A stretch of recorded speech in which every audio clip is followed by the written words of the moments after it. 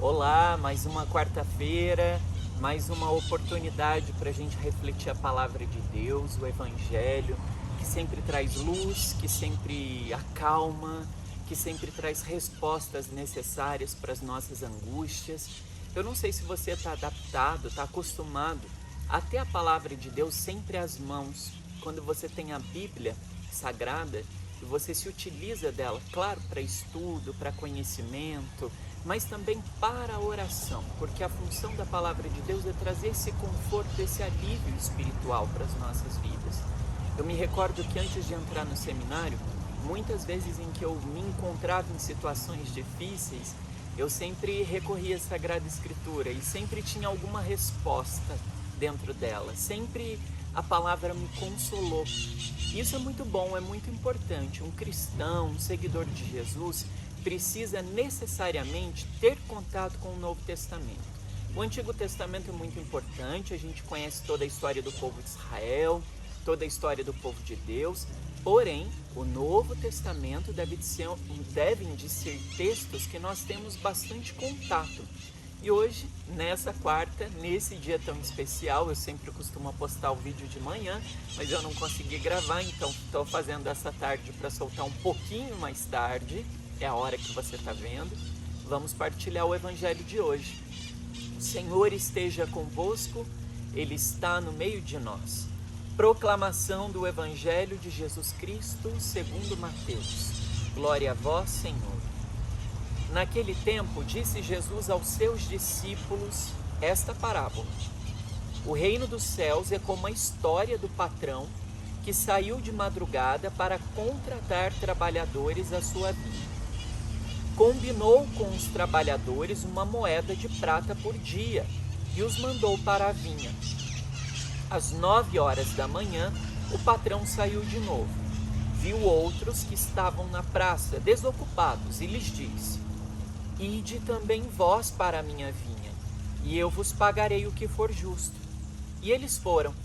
O patrão saiu de novo ao meio-dia e às 3 horas da tarde e fez a mesma coisa. Saindo outra vez pelas 5 horas da tarde, encontrou outros que estavam na praça e lhes disse: Por que estáis aí o dia inteiro desocupados? Eles responderam: Porque ninguém nos contratou. O patrão lhes disse: Ide vós também para a minha vinha. Quando chegou a tarde, o patrão disse ao administrador: Chama os trabalhadores e paga-lhes uma diária a todos, começando pelos últimos até os primeiros. Vieram os que tinham sido contratados às 5 da tarde, e cada um recebeu uma moeda de prata. Em seguida, vieram os que foram contratados primeiro, e pensavam que iam receber mais. Porém, cada um deles também recebeu uma moeda de prata.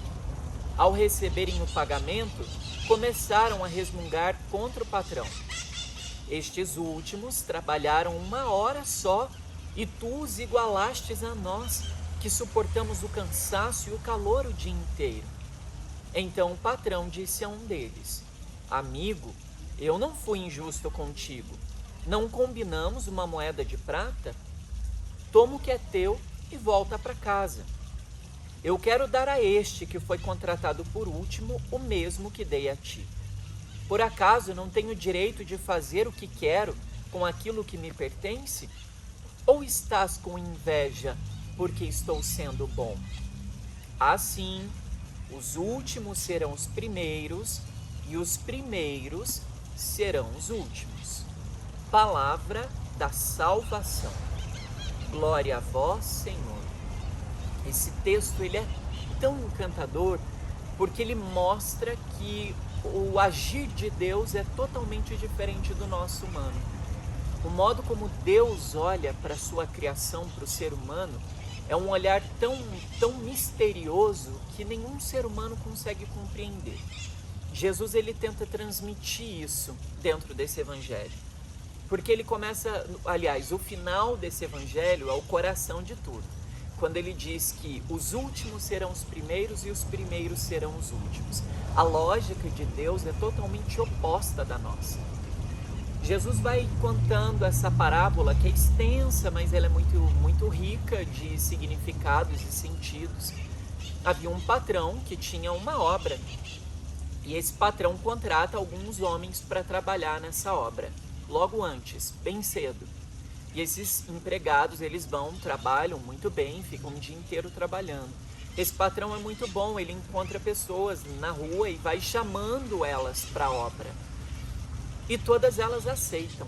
É muito interessante isso. Todos os grupos que o patrão chama, aceitam e vão trabalhar. E tem um grupo que é contratado na última hora. Vinde vós também na minha vinha. Vinde vós para a minha vinha. Esse é o convite do patrão. Os trabalhadores são chamados na última hora, aceitam e vão receber o seu salário, que é o mesmo que os primeiros trabalhadores. Os primeiros trabalhadores se sentem revoltados. Como que esses homens que trabalharam tão pouco, que não fizeram praticamente nada, vão receber o mesmo que eu recebi? É muito legal perceber a palavra traduzindo a nossa realidade atual. Esses primeiros trabalhadores, nós podemos entender que é o povo hebreu, o povo de Jesus. Eles receberam uma vocação específica. E nem sempre aqueles que estavam ali conseguiram corresponder a essa expectativa. Deus não se resume a um grupo, a uma etnia. Ele tem o seu grupo, depois ele vai convidando outros. Então o chamado de Deus, ele é universal, ele não é para um grupo específico. Vou ser mais claro ainda, o chamado de Deus não é para mim que sou cristão, não é só para o católico, não é só para o judeu, não é só para o protestante. O chamado de Deus é para toda a vida humana, para o ateu, para o não ateu, para o cristão, enfim, qualquer pessoa que abra o seu coração, o convite vai estar ali disponível, vai ser feito. Deus, ele tem uma mensagem universal para todos os seus filhos. Nós não podemos reduzir a um reduto a mensagem de Deus e a missão que ele nos concede.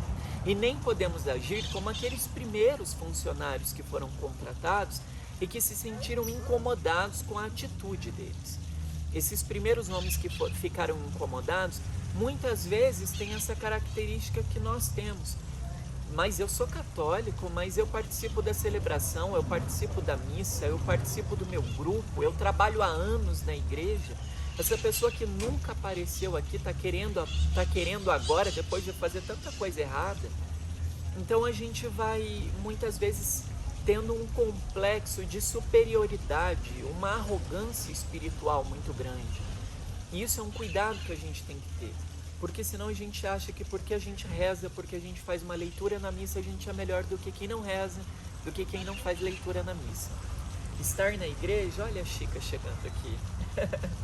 Estar na igreja não deve ser uma possibilidade de ascensão social ou status. Estar na igreja é uma missão. Definir uma espiritualidade em nossas vidas deve nos fazer humildes e não superiores. E compreender que Deus chama a todos, não somente aqueles que eu gosto, que eu identifico como que corretos dentro da sociedade. Por isso essa mentalidade exclusivista, Jesus combateu ela ferrenhamente.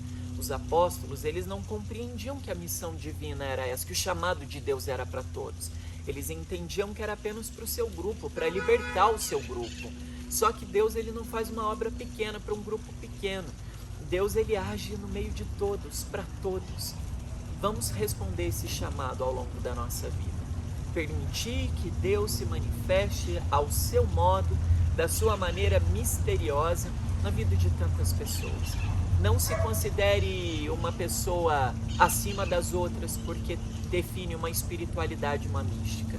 Busque equilíbrio, simplicidade, paz, para que a gente possa transmitir todos esses sentimentos e seja uma espiritualidade verdadeira, saudável e não uma espiritualidade tóxica. Muitas pessoas acham que não conseguem se aproximar de Deus porque não são como a gente, como você, como eu, não é padre, né? Eu escuto muito isso, eu não sou padre, como que eu vou falar com Deus? Você é padre, você que tem linha direta com Deus. Então a gente acha que Deus ele estabelece uma pirâmide onde tem o melhor, o menos mal e aquele que é muito ruim. Isso quem cria é o homem. Deus não cria essa pirâmide. Nós criamos. Deus não. Deus é equilíbrio. Deus é equilíbrio total, é plenitude total. Aquele que nunca abre os lábios para falar, aquele que não abre nem o coração para falar, é tão filho, é tão amado, é tão chamado quanto aquele que está lá celebrando, quanto aquele que assume uma responsabilidade grande, importante dentro da sua comunidade. Sejamos generosos, porque Deus é generoso. E não sintamos ciúmes do chamado do outro e do modo como o outro se revela diante do mundo com os dons e aptidões que Deus concedeu. Se você gostou desse vídeo, se fez sentido, se te fez pensar, refletir, deixa o seu like, compartilha com a pessoa que você gosta, pensa um pouquinho com alguém, retoma o texto na tua casa, dá uma olhadinha novamente, anota alguma coisa que você gosta e começa a fazer um diário espiritual daquilo que é um propósito de vida. A gente está aí já em agosto, daqui a pouquinho em setembro, se aproximando do fim do ano, e a gente precisa de começar também a repensar o nosso modo de existir dentro da vida, desse novo contexto que vai surgir dentro da pandemia.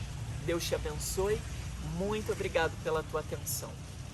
Tchau, tchau.